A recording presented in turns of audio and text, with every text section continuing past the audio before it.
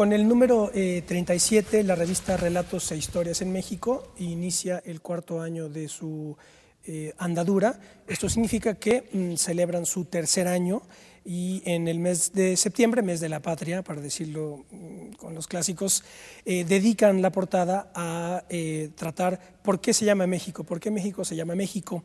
Este programa vamos a dedicarlo a abordar este número de Relatos e Historias en México y también a aproximar la cuestión en el 3er año de su vida. Una revista de gran interés y con claves importantes para el futuro de la historia y de la divulgación histórica.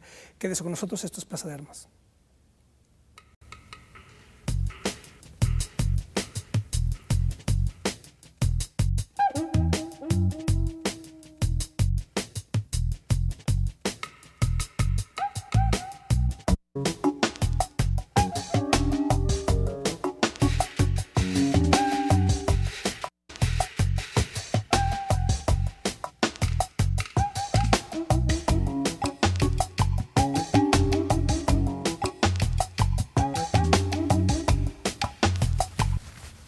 ¿Qué tal? Qué bueno que estén en otro programa de Plaza de Armas aquí por Capital 21. Les recuerdo nuestra página propia, www.plazadearmas.tv.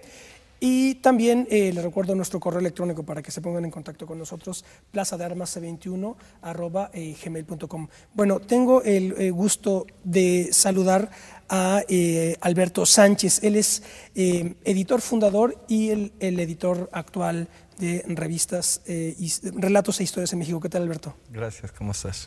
Gracias por estar con nosotros. Gracias. Les recuerdo, Alberto ya lo sabe, pero nosotros dedicamos a esta revista un programa hace algunos meses ya con Luis Arturo Salmerón, y ahí hicimos una primera aproximación a este proyecto tan interesante porque quizá para muchos es bastante habitual tener revistas de carácter divulgativo de historia, que digamos se distingue de las revistas especialistas académicas de historia, pero a pesar de que para muchos es habitual, en realidad es una revista que no tiene antecedentes, y este es el asunto. Es un poco la charla que tuvimos con Luis Arturo. Tratamos de indagar a qué obedece que no había hasta esta revista un proyecto de divulgación en este sentido.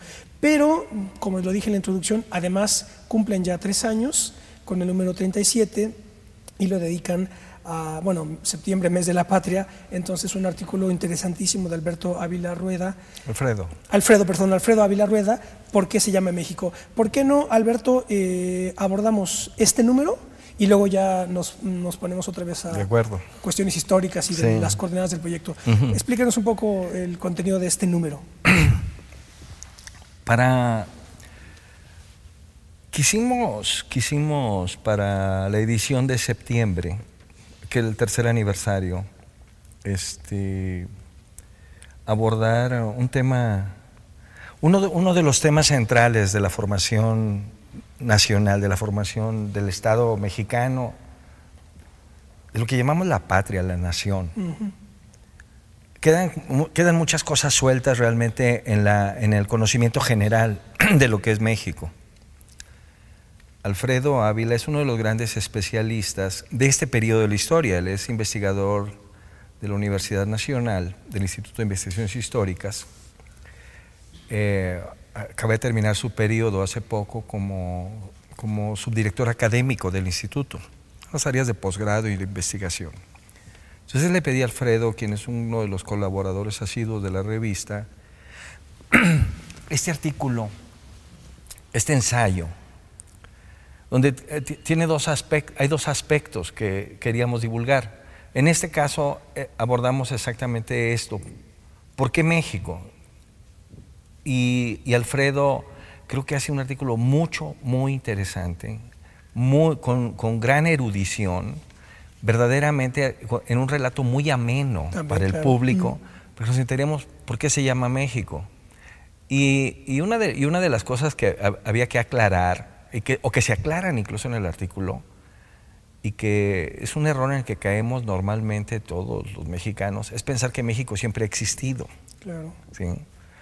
México a través de los siglos de Rigo México Palacio, a través de los siglos. Hay ejemplo clásico hay un error gravísimo. De esa confusión histórica. Sí. México no existía, ¿no? Existía la capital, obviamente, azteca, mexica, que era México Tenochtitlan, como se hubiese pronunciado en su lengua, en náhuatl, sí. ¿No?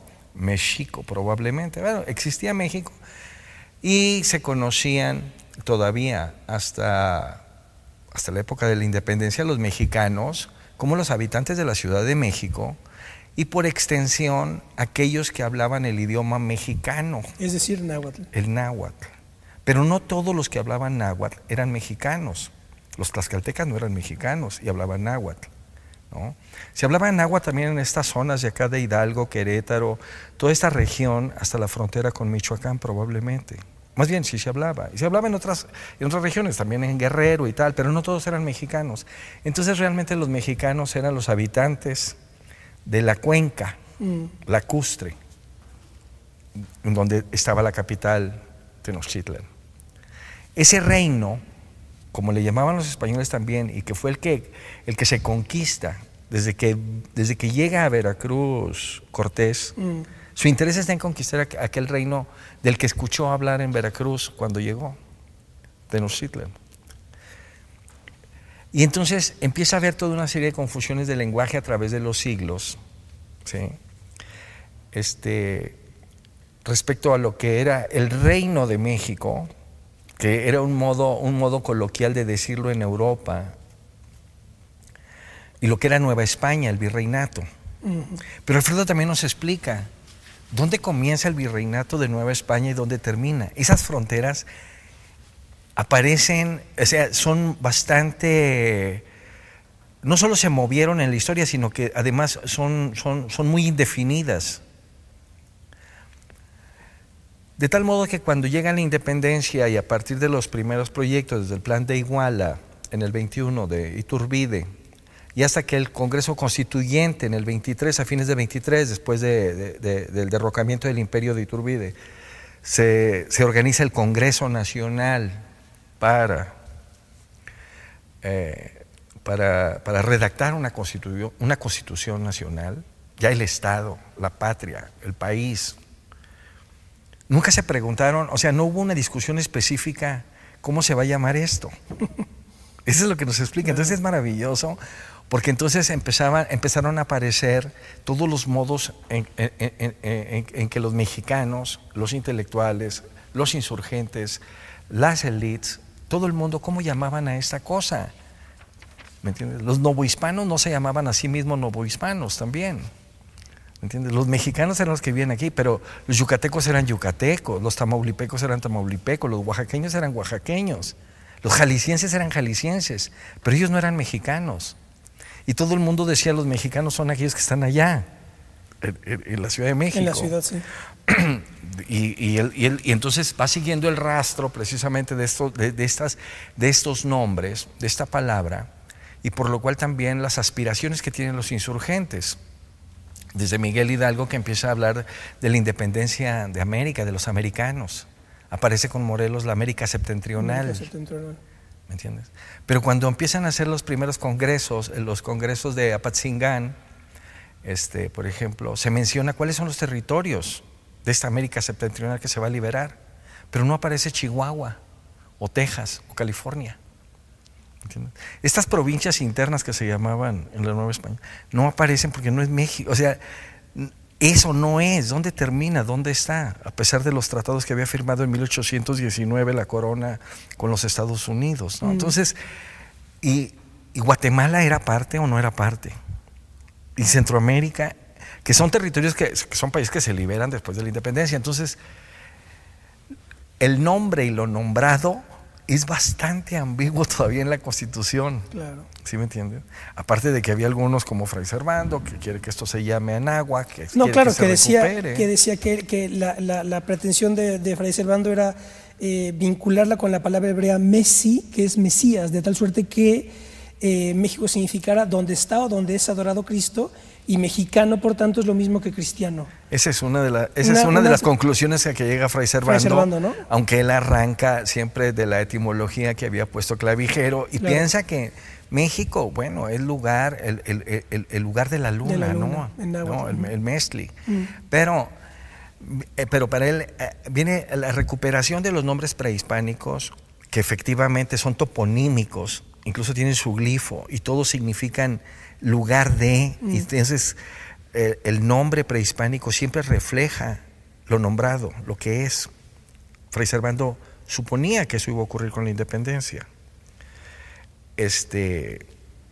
Anáhuac, pero Anáhuac seguía siendo esta región central del lago. Otros, Morelos empezó a usar Estados Unidos mexicanos a partir de un carteo que tiene con un espía cubano, señor Juan Toledo de Álvarez, era un espía que se hacía pasar por simpatizante de la independencia de México. Él está allá en Nueva Orleans, apoya la independencia de México, pero al mismo tiempo es informante del gobierno de Estados Unidos, de Inglaterra, de España, etc. Era un espía cuádruple y trata a Morelos en sus cartas como presidente de los Estados Unidos mexicanos. Y comienza a infiltrarse también ese nombre y comienza a meterse República Mexicana. Y los mexicanos por extensión empiezan a ser todos los que desde la capital quieren esto. Pero hay reticencias de jaliscienses, de oaxaqueños, de yucatecos, de los diputados del Congreso Constituyente. Pero Alfredo lo dice claro, o sea, estaban tan animados realmente en lo que eran las leyes constitucionales, cuál era la forma republicana, cuáles son los derechos de los ciudadanos, cómo se conforma el poder político, cómo se renueva el poder político, cómo se eligen a los gobernantes, cómo se conforma el poder judicial y tal, que el nombre del país pasa a segundo término y se queda simplemente el que la comisión redactora puso. Y nunca se discutió eso. Claro. E incluso si la X o la J menos, ¿no? Entonces queda el nombre de México, pero lo que nos aporta Alfredo Ávila en este ensayo es verdaderamente todo el conocimiento para llegar a este punto que nos trae a este país, porque no existía la palabra México más que para los habitantes de la ciudad. Eso era México, esos eran los mexicanos y los que hablaban la lengua mexicana. ¿Me entiendes? No, nosotros no éramos mexicanos. Entonces, parece que siempre hay un espíritu de independencia de México desde los primeros combates en las costas de Veracruz entre la gente de Zempoala y de Cortés. No es así, ¿no? No eran los mexicanos los que se rebelaban. No, o ni chilenos, ni argentinos, ni peruanos contra la corona, ¿no? Efectivamente, entonces también tienes ese uso de palabras en Bolívar. Se busca la libertad de América, entonces uno piensa América anacrónicamente en un continente que se llama América y todos los americanos. Claro. Están hablando de los americanos como se hablaba en Guadalajara de los americanos. Claro. Eran estos habitantes no europeos. Ahora, la clave aquí es que lo comentábamos en el programa anterior, es que precisamente este tipo el interés de esta revista es que va deslizando en un plano no académico, no de difícil acceso, estas críticas digamos, a los discursos oficiales, y aquí estriba el interés de esta revista. Claro. ¿No? Porque de hecho, perdona más, me llama la atención que, por ejemplo, en la parte de cartografía urbana, donde dedican artículos breves, semblancitas muy interesantes, a nombres de calles, precisamente. Y está Miguel Ramos Arizpe, que es otra figura también fundamental, ambigua, porque fue constituyente en las Cortes de Cádiz, ¿verdad? Y entonces estaba de un lado y otro, entonces formaba parte de un movimiento, digamos, orgánico, pero que estaba dándose en los dos lados del Atlántico, ¿no? Claro. Que otra vez va un poco en contra de esa interpretación oficial que se tiene, a la luz de la cual México quería desprenderse, ¿verdad?, como si fuera una unidad preestablecida, recortarse, digamos, del reinado, ¿no? Y que en el movimiento de independencia confluyen dos corrientes fundamentales, una muy radical, como la que expresó Hidalgo en los últimos tiempos en Guadalajara, en su periódico, en El Despertador Americano, o Morelos, que también es una figura muy radical, que buscan la independencia verdaderamente hacia una forma republicana, hacia un Congreso mexicano. Y hay otras corrientes que son las mayoritarias que buscan realmente probablemente una forma de gobierno monárquico que era la forma más moderna a la que estaba llegando apenas Europa, la monarquía constitucional, no conocida, era una forma de gobierno nueva, no la monarquía absolutista anterior, aristocrática, ¿no? Sino la constitucional, en la cual, que hasta la fecha existe, digamos, en la cual el rey, el monarca, es solamente el jefe de Estado y su representante, a veces simbólico, como en ciertos países, como España, Holanda, etcétera, pero donde el gobierno es un gobierno parlamentario, ¿no? Aún en una monarquía. Entonces, son monarquías constitucionales que apenas están comenzando a definir, incluso en Francia, hasta 1830, etcétera, ¿no? Pero en México, esa corriente, no por ser monarquistas, muchos de los independentistas eran atrasados, no estaban, porque la monarquía tenía estas dos formas, ¿no? Entonces, en eso es que están estos mexicanos o novohispanos que participan en las Cortes de Cádiz, que son antimonárquicas, son liberales, desde 1812, ¿no? Y se insertan después hacia el 20 también con Ramos Arizpe. Entonces están peleando desde allá, porque al mismo tiempo hay una revolución en España, una revolución violentísima, también de liberalismo contra la monarquía, durísima, con vaivenes también durante todo el siglo XIX que fueron terribles, ¿no? Es otra historia, porque la historia, al fin de cuentas, de la independencia, no de México, de toda América, comienza con la guerra de contra independencia Napoleón en España, de España, en 1808. Esa guerra es la que mete en crisis todo el sistema colonial virreinal, ¿no? El imperio español. Claro. Después tienen también otro artículo dedicado a Ignacio Allende, interesante también, precisamente militar novohispano, conspirador e insurgente. Así es. También aquí habla de la... Este es un artículo, este es otro artículo de divulgación, este es muy bueno, nos lo hizo también esta historiadora de la universidad. Adriana Rivas de la Chica. Adriana Rivas es una joven que se ha especializado mucho, ha estudiado mucho la imagen de Allende. Sí. Queríamos presentar el Allende, además, más complejo.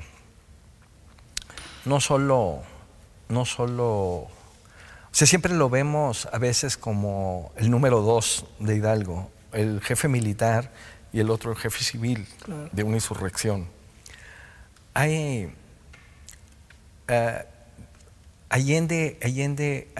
es un gran hombre, es un militar. Pero desde la crisis política, desde el golpe de Estado que hubo en México en 1808, él comienza a actuar inmediatamente también con esta idea que tenía el Ayuntamiento de la Ciudad de México cuando se cometió el golpe de Estado de septiembre, del 15 de septiembre además de 1808. Él comienza a actuar en las conspiraciones para instaurar en México, en Nueva España, precisamente un gobierno autónomo, independiente, aún reconociendo la monarquía, pero independiente de España, ¿no? Un gobierno nacional, o sea, que tuviera la soberanía, donde los mexicanos o los habitantes, los americanos, otra vez. Es que claro, estamos en el periodo. Estamos en el aire. Hay un periodo vacío, o sea, donde no somos novohispanos y no somos mexicanos, ¿no? Somos súbditos de la corona, a fin de cuentas. Somos súbditos de la corona. Bueno, y en algún momento, de hecho, fuimos en papel, por lo menos españoles, en la Constitución de Cádiz, precisamente, ¿no? Sí, y además, ¿qué éramos? Éramos donde, según nuestro origen, ¿no? Claro. O sea, yo era oaxaqueño, o era yucateco, o era jalisciense, o era mexicano, o era norteño, o era tamaulipeco. Eso es lo que yo era. Súbditos todos del rey. ¿Y católicos?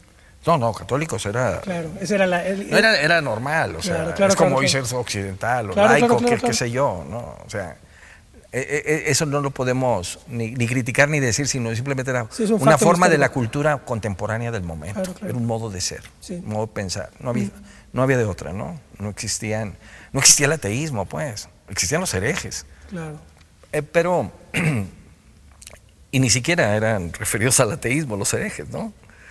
sino a dudas existenciales. Pero es Allende un conspirador, animador de conspiraciones. Está en la de México, está en la de Valladolid del 9, es el animador principal de la de Querétaro. Alberto, déjanos hacer un pequeño corte, nos quedamos con esto, con Allende. No se vayan, estamos conversando con Alberto Sánchez sobre el número 37 de Relatos e Historias en México. Ya volvemos.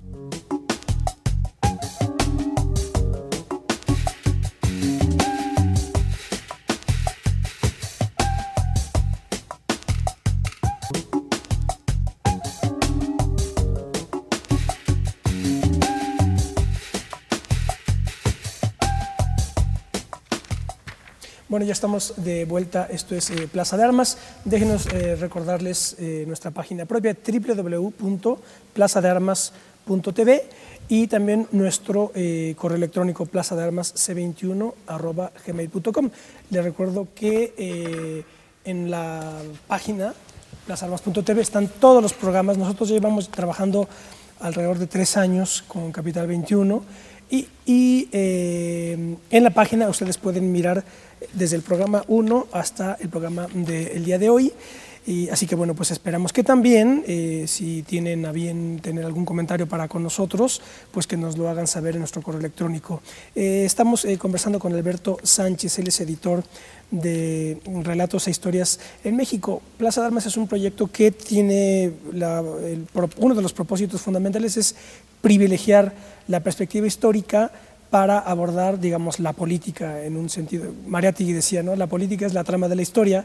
Entonces, precisamente, pues ninguna revista puede encajar mejor que esta para un programa como este, porque es una manera bastante, digamos, accesible para tratar cuestiones históricas insertadas de alguna manera con la política, y vaya que tiene que ver la historia y la política cuando se trata de cuestiones patrióticas, es decir, por qué se llama México, ¿verdad? O qué pasa con los héroes de la patria, o todas estas cuestiones de las que estamos hablando ahora. En este número, ya les decimos, tratan sobre el origen del término de México. Hay otro artículo dedicado, un artículo extenso a Ignacio Allende, y por otro lado otra monografía sobre Ramos Arizpe, Miguel Ramos Arizpe, que también fue un personaje interesantísimo en este siglo XIX tan complicado y tan complejo para toda Hispanoamérica.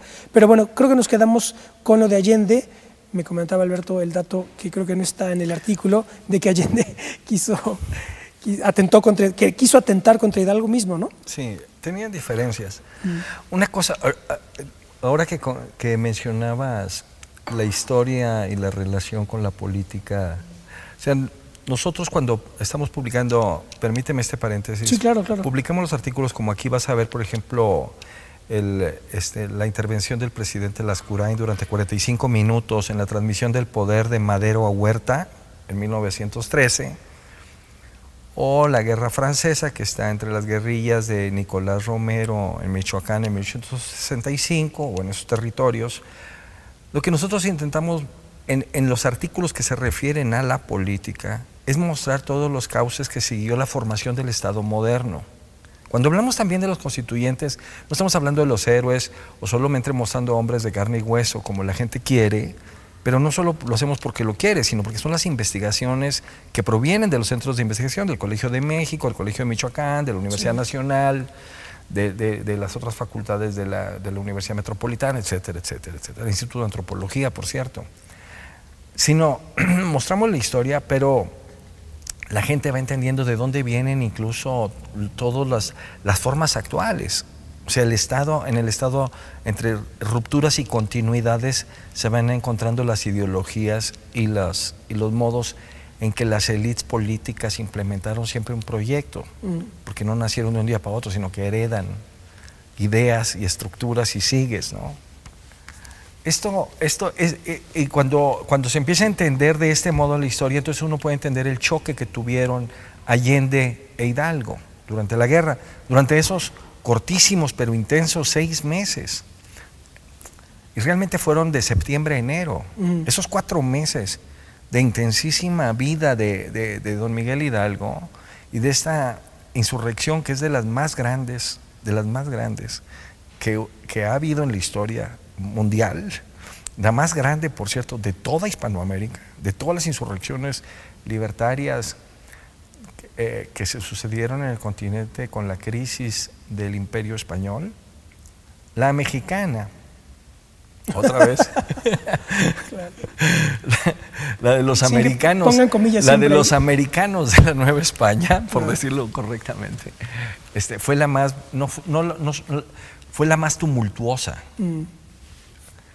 Y esto no lo imaginaba ni Allende ni Hidalgo, ni lo pensaban, ni ese era su intención.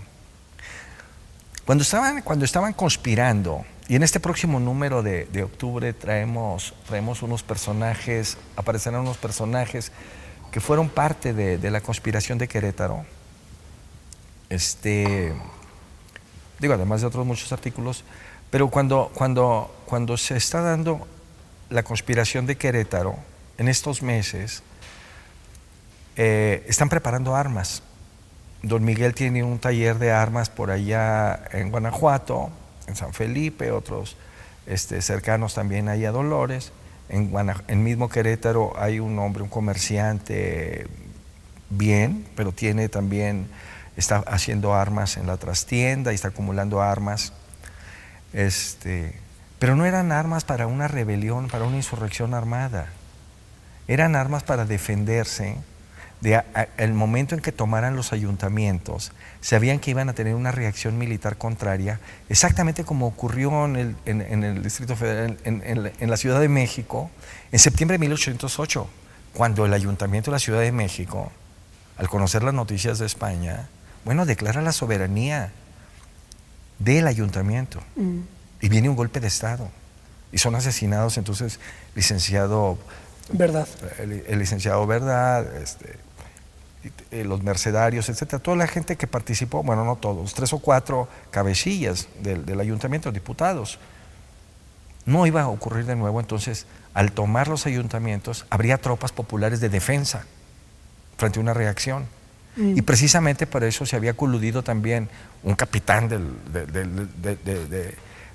un capitán como Allende, como Aldama, los Aldamas, los dos, y otros militares en Celaya, en San Miguel el Grande, en Guanajuato y tal, están dispuestos a que al momento que se tomaran los ayuntamientos, ellos entrarían a la defensa simplemente a resguardar la seguridad de esos ayuntamientos en caso de una reacción militar de parte de tropas realistas. Pero no era una insurrección popular. Claro. La insurrección aparece sorpresivamente. Cuando aquel 16 de septiembre en la madrugada se enteran de que han sido descubiertos y salen. Sí, porque lo tenían para diciembre planeado, ¿no? Ellos lo iban a hacer en diciembre con fiestas religiosas. Hay unos recuentos que hablan de que iba a ser en octubre. Entonces se anticipa finalmente y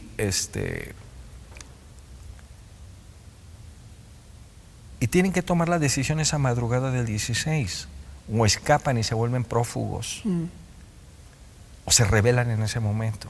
Pero es un grupito. Precisamente llaman al pueblo.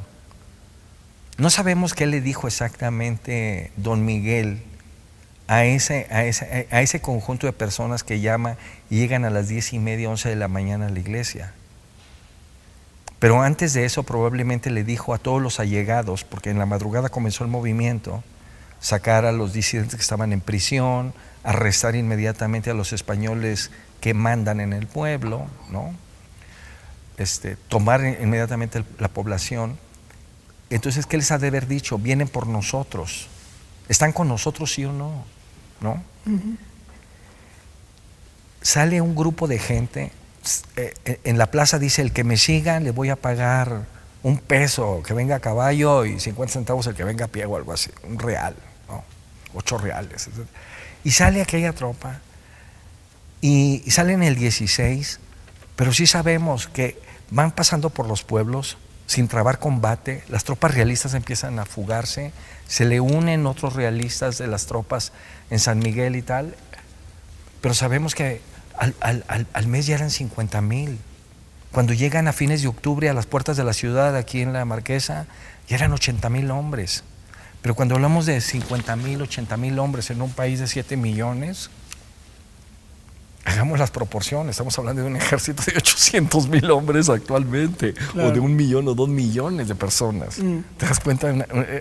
Entonces, a las puertas de la Ciudad de México, imaginemos aquí el Monte de las Cruces, aquí en La Venta, en Coajimalpa, ahorita un ejército de 2 millones dispuestos a asaltar la ciudad, claro, a tomarla por asalto a cuchillo. Una cosa.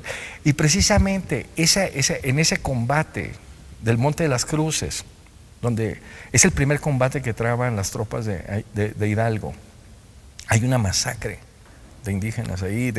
Bueno, no eran indígenas todos, había mineros, obreros, rancheros, etcétera. Chocan con las tropas que les mandó el virrey Venegas desde México, eran apenas 2,000, muy disciplinados, chocan, triunfan.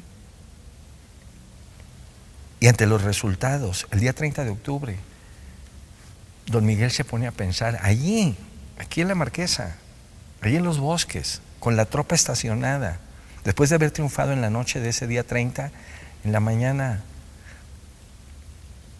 ¿qué vamos a hacer? ¿Entrar a la ciudad o no? Hidalgo, digo, Allende y el Estado Mayor están por tomar la ciudad completa. Allí, don Miguel se queda pensando. Finalmente, el día 2 temprano, después de día y medio de estar estacionado allí, digo, sí, don Miguel obviamente el día primero manda a Allende y a Jiménez, los manda a la Ciudad de México con un documento intimando a la rendición al virrey.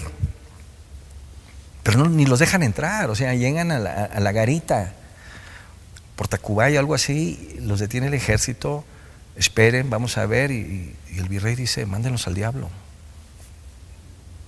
Debería fusilarlos, pero no me rindo. Y regresan con la respuesta.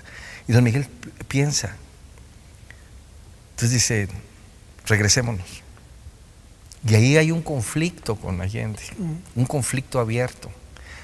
Entonces parten en tropas diferentes. Toma el camino de Valladolid a Allende y don Miguel va a pasar por Toluca, a las afueras de Toluca, precisamente por las haciendas de Aculco, es donde lo pesca las tropas de élite de Calleja, que viene de San Luis Potosí, y lo hacen polvo. O sea, no sé, 20,000 muertos, 15,000 muertos. Pero los 80,000 que tenía el día 1 de noviembre en el Monte de las Cruces, cuando llega ya a Toluca, ya son 40,000 nada más. Sufrió bajas, una desbandada tremenda. Allende no está de acuerdo y comienza, pero ya tenían problemas cuando el asalto de la Alhóndiga de Granaditas el 28 de septiembre. Allende no quiere que el pueblo, la masa esa, se comporte de este modo. Un modo verdaderamente donde el odio sale y hay abusos de todo tipo y excesos de todo tipo. Que no se ve tampoco cómo podría pararlos don Miguel simplemente por decir, no hagan esto o aquello. Era una masa ardida. O sea, lo que ocurrió en la Alhóndiga de Granaditas aquel día, el 28 de septiembre, verdaderamente fue terrible. Terrible.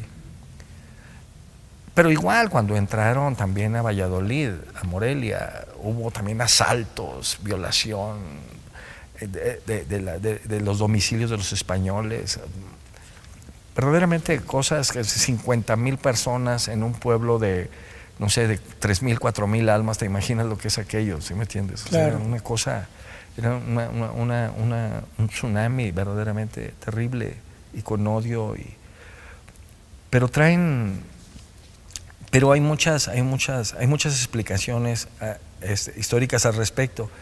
Y comienza la diferencia entre Allende e Hidalgo. Cuando llegan ya a Guadalajara y se empieza a publicar este periódico semanal que salió durante 2 meses, El Despertador Americano, allí don Miguel expresa abiertamente la idea de ser independiente, totalmente de España, nada de Fernando VII. Hidalgo no está en eso. Pero Allende está convencido de que don Miguel ya se le fue.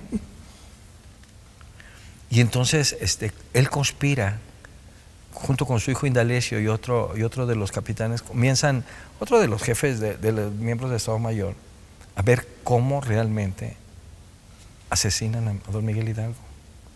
Y mandan preparar un veneno y todo. Y no hay ningún momento en que puedan acercarse a él, ¿no? Finalmente tienen que salir a combatir ahí afuera por Zapotlán, fuera de Guadalajara, a Puente Calderón, donde llegan las tropas de Calleja, y en la última batalla, 17 de enero, y los hacen polvo, el 17 de enero del 11. Después de la batalla, Hidalgo queda arrestado. De hecho, ahora que mencionas esto de la Alhóndiga de Granaditas, hay otro artículo que también que insertan aquí sobre el Pípila, precisamente, sí, que es pero de un historiador del siglo XIX-XX. Sí, don Alejandro Villaseñor y Villaseñor, de 1864-1902. Sí, un gran historiador. Sí. ¿Qué tal esta investigación? Es muy buena y o sea, lo publicamos porque también es de lo que se sabe hasta ahora. Sí. Sí. En las fiestas del centenario, las que hizo don Porfirio en 1910, los grandes historiadores, filólogos, bibliófilos de la época, publicaron historias, o sea, recuperaron la historia durante varios años para hacer las publicaciones para el público. Entonces ahí, por ejemplo, las grandes recuperaciones de doña Leona Vicario, de todos los insurgentes, de los insurgentes desconocidos, con todos los documentos que se tuvieron hasta la época, de todos los que habían relatado, fueran cronistas, fueran testigos, fueran historiadores, ¿no? Incluso Lucas Alamán está escribiendo la historia de la Revolución, pero lo está escribiendo 40 años después, etc. Entonces, se recuperan y ahí encontramos la historia en este libro publicado en 1910, el rastro, ¿quién es el Pípila? Y lo sigue este historiador y aporta todos los elementos donde no queda claro. No queda claro, ¿verdad? No queda claro quién es el Pípila, pero ese personaje ahí estuvo. Hay también, el que es también muy interesante, perdón, este artículo sobre la guerrilla de Nicolás Romero durante la invasión francesa, de Enoc Pedraza Ortiz. Cuéntanos un poco de ese artículo. Sí. Don Enoc Pedraza es un profesor de la Universidad Nicolaita, de la Universidad de Michoacán. Es profesor de historia y es un experto, también tiene muchas investigaciones y está habituado a publicar en diarios y revistas artículos sobre la intervención francesa, sí, la invasión francesa en Michoacán. Y acá nos presenta a este personaje que es el chinaco guerrillero. Ocurre que se vuelve un prototipo de mediados del siglo XIX, el chinaco, como el personaje, el guerrillero y el defensor. Es el antecesor del charro mexicano. Que será como el gaucho argentino. Es algo, sí, exactamente, son símbolos nacionales de gente que está habituada a las labores del campo. Son vaqueros. Las tropas con las que entró Miguel Hidalgo también en noviembre del 10 a Guadalajara son cuerudos, son vaqueros. Entra con 7,000 hombres a caballo, a más de la tropa de pie. Trae un regimiento de 7,000 a caballo que son cuerudos, son vaqueros, son gente que trabaja lazando reses y esto. Esa misma gente siguió trabajando en las haciendas. Cuando viene la invasión francesa en el 63, ellos son los que saben, los que montan a caballo, los que forman parte de los regimientos de caballería del ejército republicano, en este caso, por ejemplo, don Vicente Rivapalacio y de José María, ¿cómo se llama?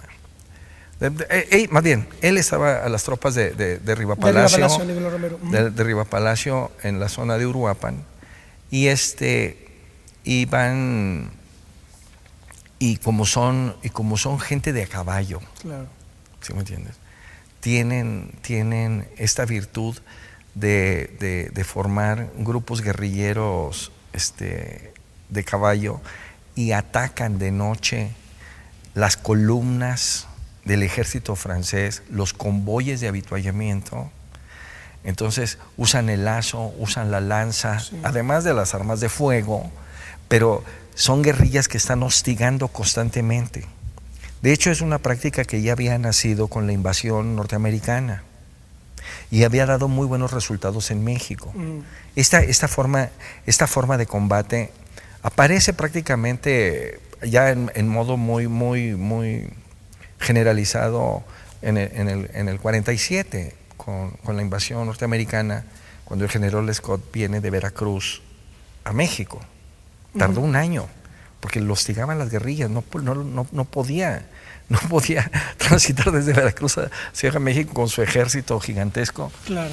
Porque las guerrillas. Entonces allí aparece este hombre, Nicolás Romero, que es el nombre de este municipio que está aquí en el Estado de México, cerca del DF. Y Nicolás Romero es el prototípico y le llaman el león de las montañas. El león de las montañas. Déjanos hacer otro corte más, por favor, Alberto. No se vayan, estamos comentando el contenido de Relatos e Historias en México número 37. Con este celebran su tercer año y inician el cuarto. Ya volvemos.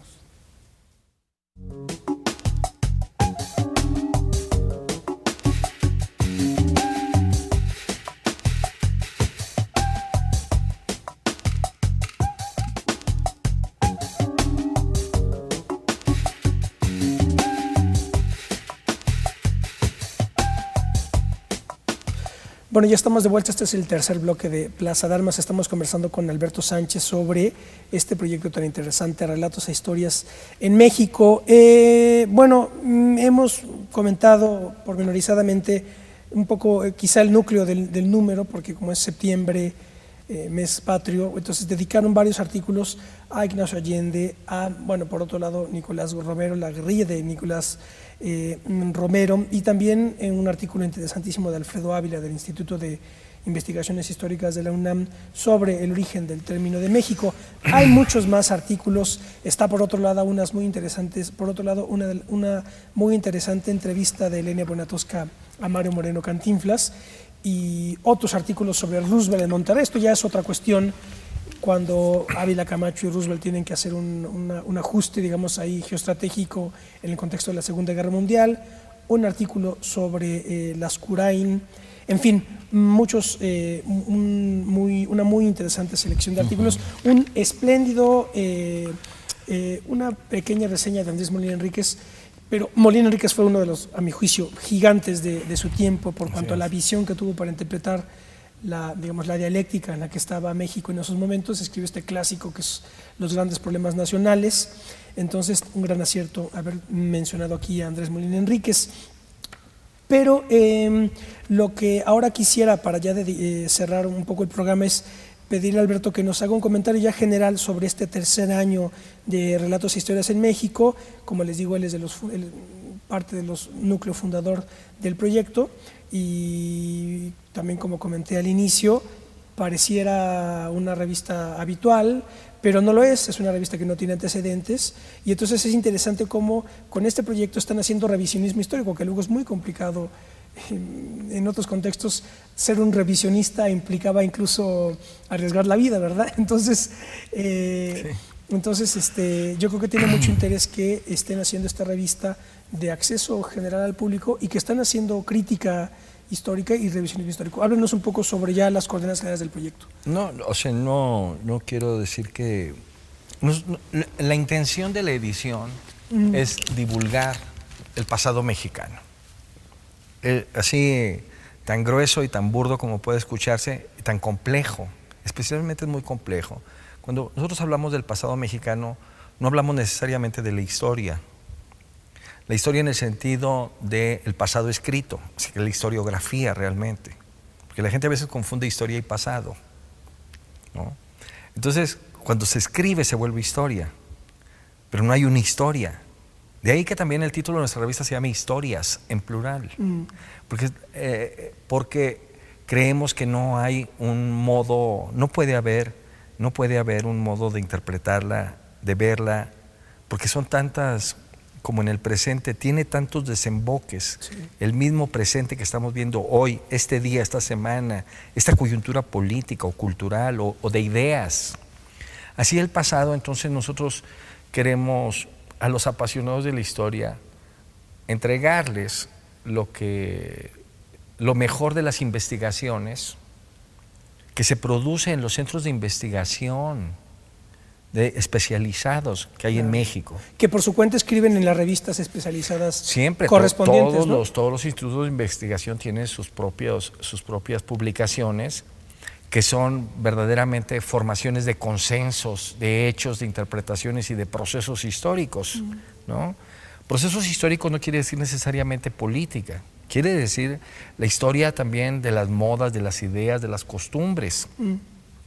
En este número tenemos al mole poblano, el próximo que viene, tenemos, por ejemplo, al Indio Fernández y su incidencia en el cine mexicano, pero también muchas notas de la Revolución, como en este caso el golpe de Huerta, tenemos cosas del siglo XIX, tenemos semblanzas pequeñas de intelectuales, de historiadores, de sucesos, anécdotas, montones de anécdotas también tenemos, y a veces vienen injertadas en los mismos artículos que conforman el cuerpo. Entonces, en la revista siempre hay una variación, hay un tutti frutti muy rico, muy complejo, de temas, de tiempos, de espacios, de niveles también de información, de tal modo que hay un poco para todos los públicos.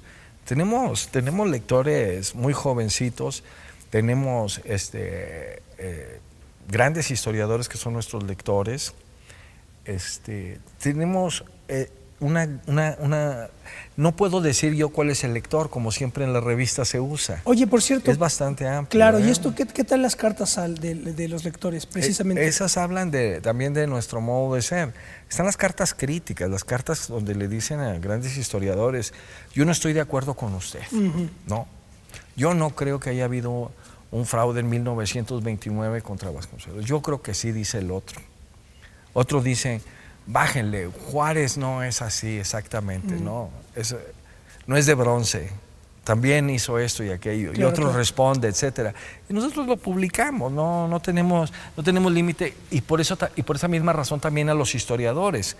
Nosotros no le podemos decir al historiador qué es lo que tiene que escribir. Claro. ¿Sí me entienden? Son especializados en ciertos temas y le solicitamos artículos sobre esos temas y aquel desarrollo que él tiene. Y con eso vamos conformando una gran edición. Además, con toda la investigación iconográfica que has visto, claro, tenemos, siempre estamos buscando en el Archivo General de la Nación, en los museos nacionales de arte, de historia, en el del Virreinato, en el Franz Mayer, en la Pinacoteca, en la Fototeca Nacional. Entonces, la revista es muy, muy ilustrada. Solo las imágenes conforman otra área de investigación enorme, la de Luis Almerón, que estuvo acá, sí, que también acaba de obtener su maestría en historia. Entonces tenemos verdaderamente un equipo, un gran equipo para hacer una gran revista, una gran revista. Y en para el cuarto año, ¿tienen alguna proyección determinado, simplemente seguir la marcha del proyecto? Sí, nosotros, o sea, como editores, nosotros solo somos un puente, claro. Somos un puente, pero un puente que procesa lo que produce la academia y los grandes investigadores y el lector, que nosotros no identificamos con alguien específico, no decimos, nuestro lector es de este tipo.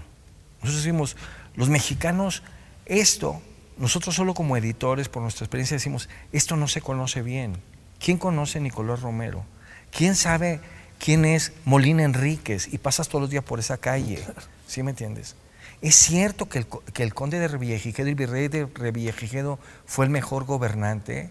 Le hablo a una historiadora que dice, no es cierto, yo te cuento la historia. O sea, y aparece, y metimos también a Revillagigedo en una portada. Y así estamos, ¿me entiendes? El virrey Palafox apareció hace 3 números. Fue virrey y acaba de ser beatificado en el Vaticano, en el mes de mayo. Pero sacamos la historia, entonces, a 4 historiadores le pido facetas diferentes. Claro. Desde su arribo a la Nueva España, su comportamiento, los conflictos gravísimos que tuvo con la Compañía de Jesús, con los jesuitas. Claro. Y finalmente su expulsión, etcétera. Oye, Alberto, nos quedan 2 minutos. Sí. ¿Por qué no existía antes esta revista? ¿Por qué no tenía antecedentes? No lo sé, no lo sé. La educación de la historia de México, obviamente corre a cargo del Estado, lo tiene que hacer la SEP, la absorbemos desde los primeros años en la primaria. Yo recuerdo por la educación, en mis tiempos, bueno, lo último que vi de Historia de México fue en la preparatoria, la Historia de la Revolución Mexicana, pero son los grandes trazos. Claro. No volvemos a ver historia. Claro. ¿Por qué no ha habido historia? ¿Por qué otros editores no lo han hecho? ¿Por qué no lo ha hecho el gobierno? No lo sé, no lo sé.